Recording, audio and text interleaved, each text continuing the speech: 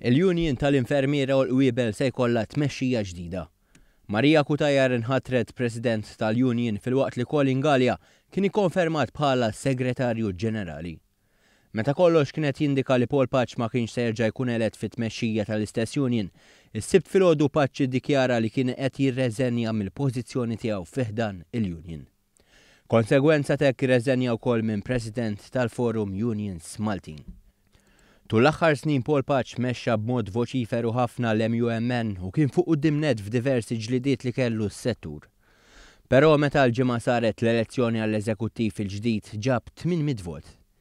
Għalkemm kien elett fil-bord eżekuttiv klassifika fi 8 post, indikazzjoni ċara li ma kienx se jkun elett President. Marija Kutajar kisbet 1200 vot filwaqt li Colin Galea kien l-iktar uffiċjal li kiseb appoġġ b'1400 vot. Fl-ittra tar-reżenja tiegħu Patch indika li kien urtat ukoll li xi ħadd għadd in-numru tal-voti lit-Times of Malta.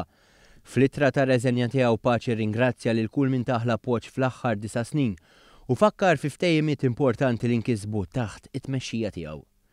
Intant ħatrit oħra fl-MUMN huma dawk ta' Noel Camilleri bħala Viċi President u George Saliba bħala Segretarju Finanzjarju.